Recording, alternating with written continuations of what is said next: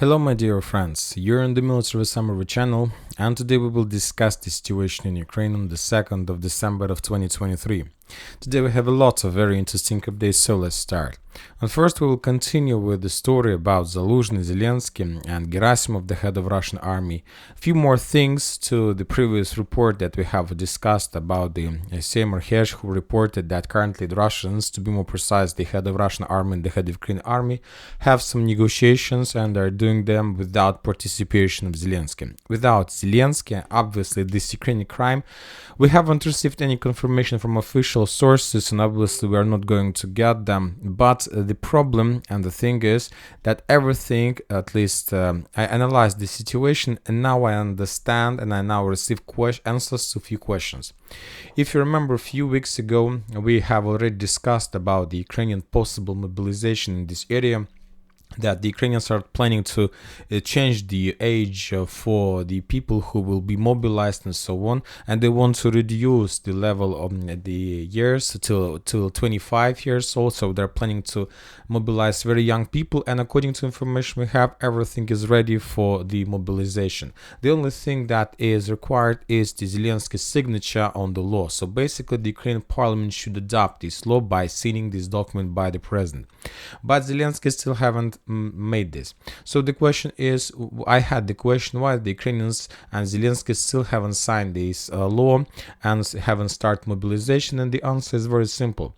According to the first wave of mobilization, the Ukrainians are planning to get another 140,000 soldiers, and I'll remind you that the Russians, for example, are planning to increase the number of army for another 170,000 soldiers. But the thing is that basically Zelensky is not signing the document because he understands that the Ukrainians will mobilize another 140,000 soldiers, and this army will be automatically sent to Zaluzhny under his responsibilities.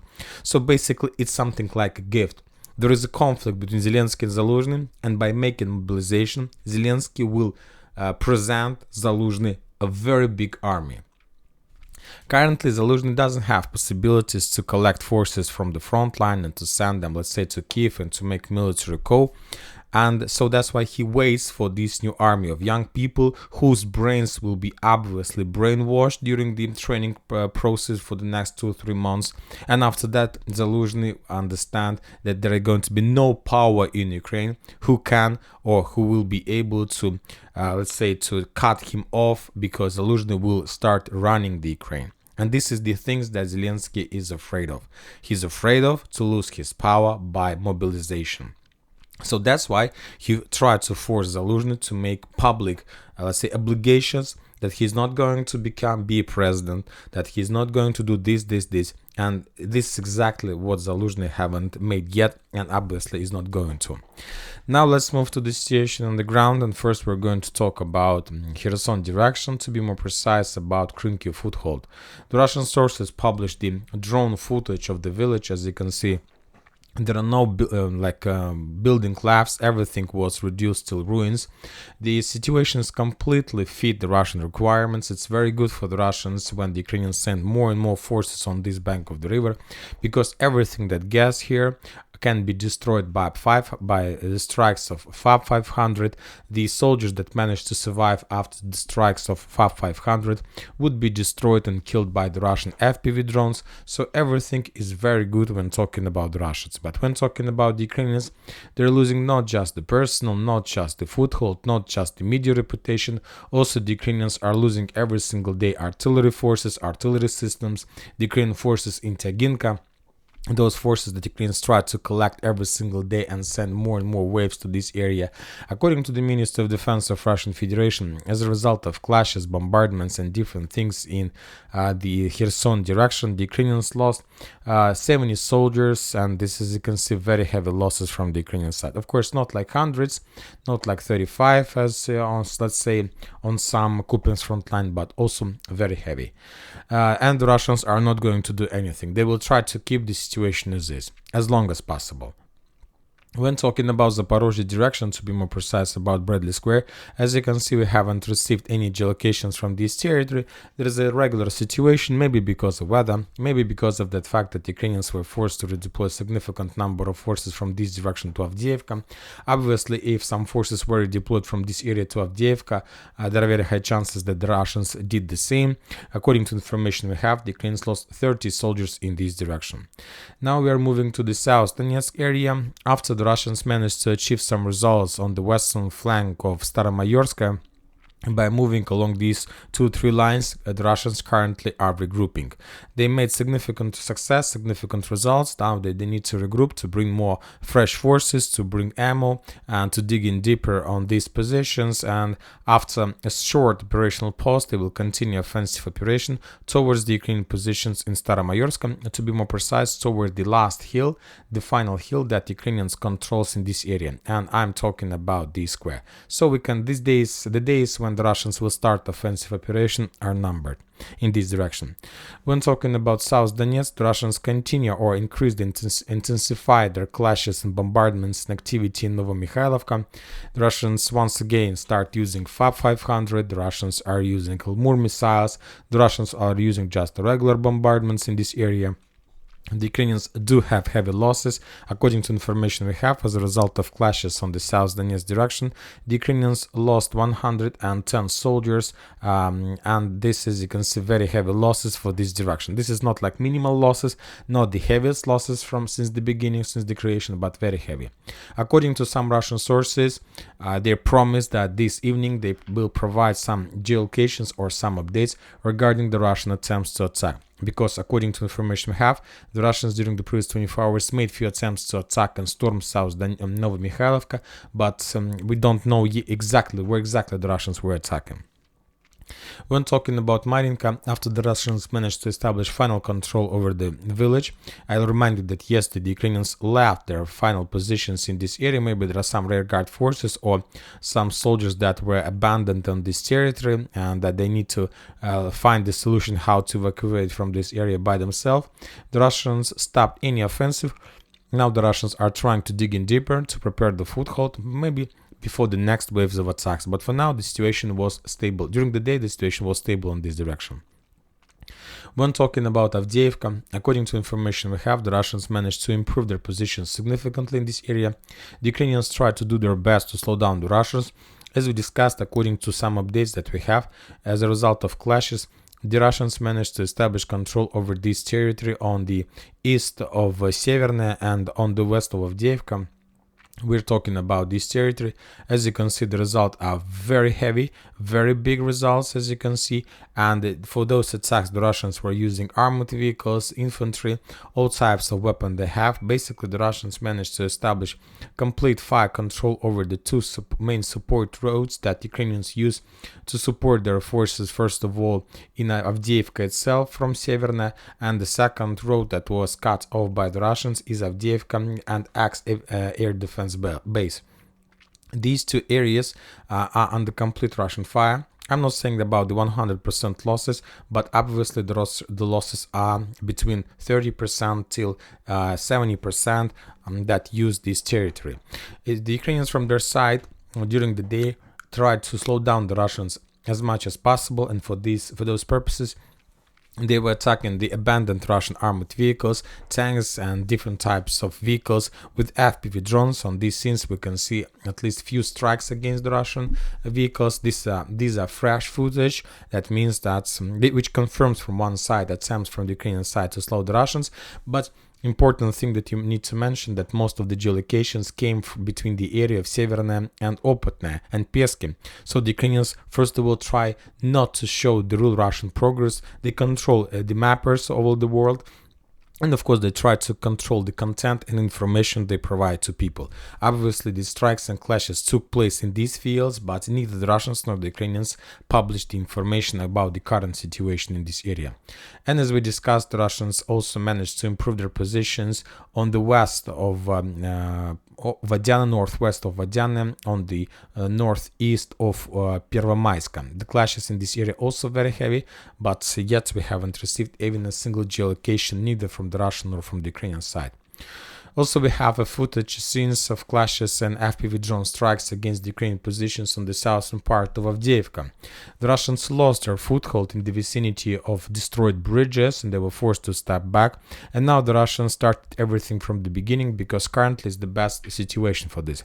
Why I'm saying this? Because the Russians are moving from Opotne to Avdiivka, the Russians are moving in industrial zone, and currently this is the best situation when the Russians can do this because it's a small local artillery pocket in this area, and the Ukrainians are encircled, more than half encircled in this area from the west, from the south, from the east, and now it's best time to control everything that lays below this red line, and everything that here is under complete Russian fire.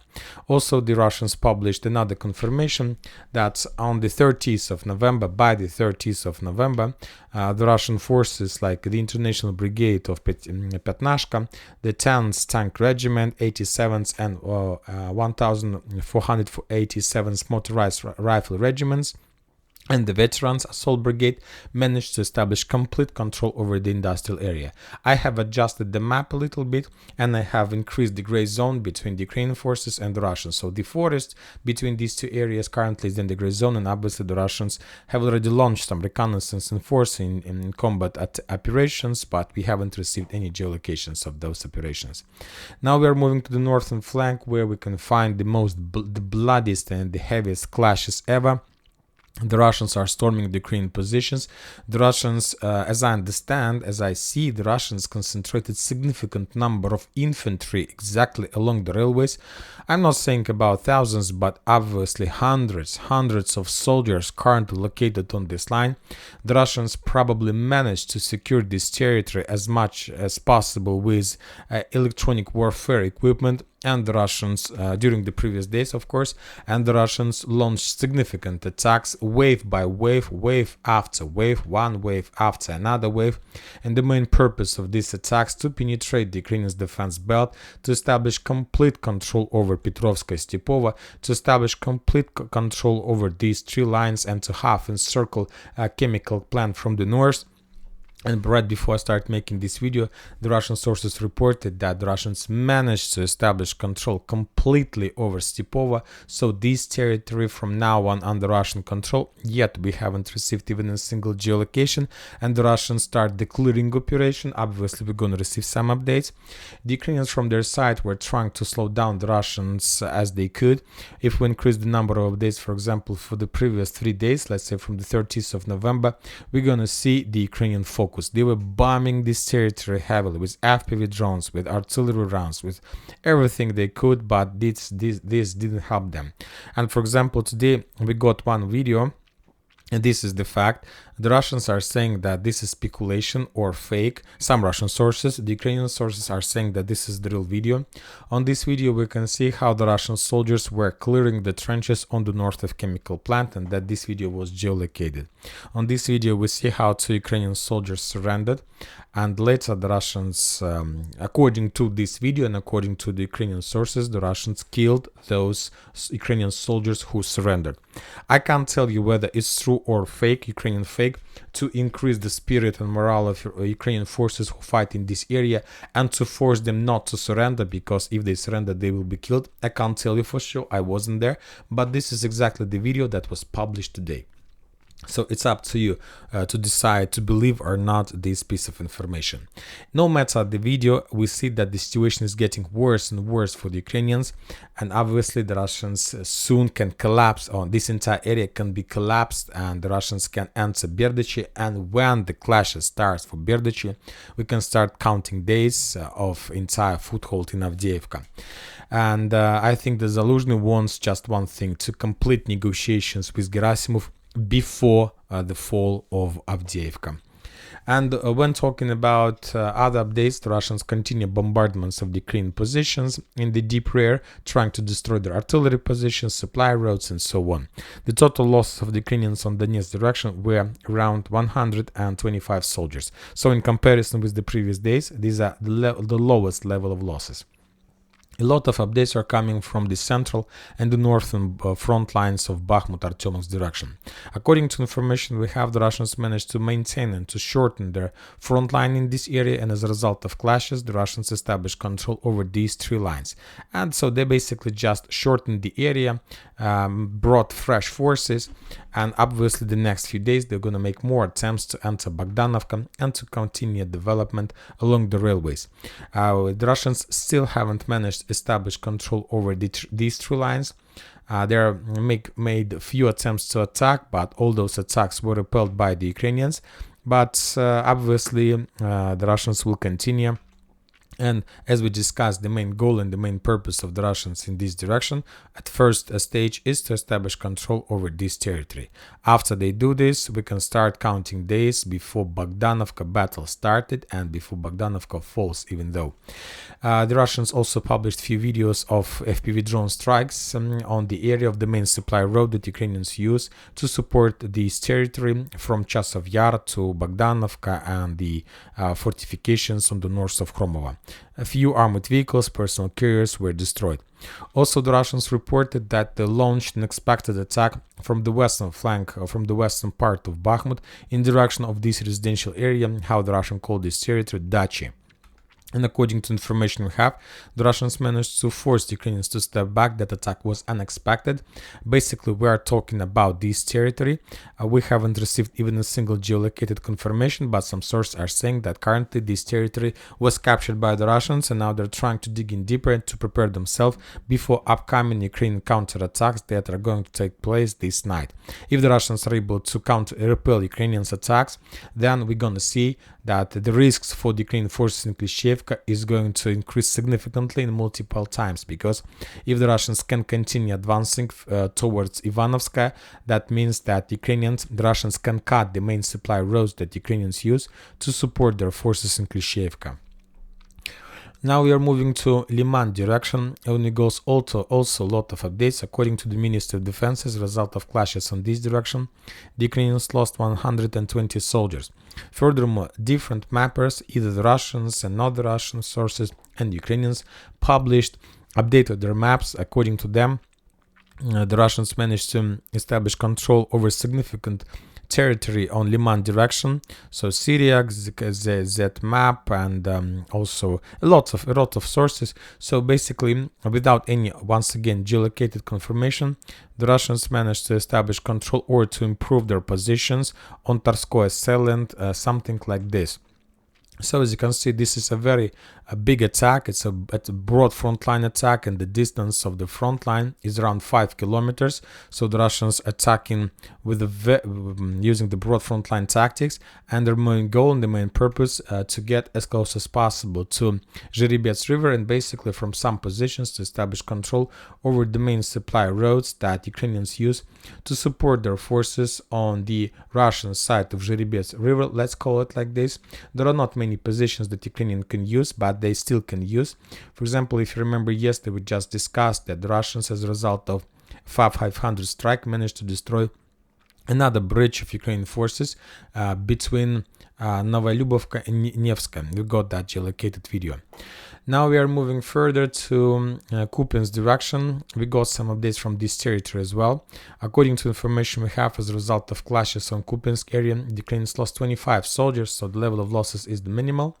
And we got just one geolocation from Dvorechna. The Russians, using FPV drone strike, managed to discover, first of all, and then to destroy Ukrainian positions, a machine gun position or maybe sniper position, or just a car of FPV drone operator, yes, in the city by the name of Dvorechna. No movements on the ground. The sources are saying about very heavy clashes in Sinkovka, but without any geolocations to prove it or not to prove it. So and that's it for today. Military Summer channel reminds to condemn any violence in the world. Thank you for watching. Subscribe to my channel, put your likes, join my Patreon, and have a good day. Bye bye.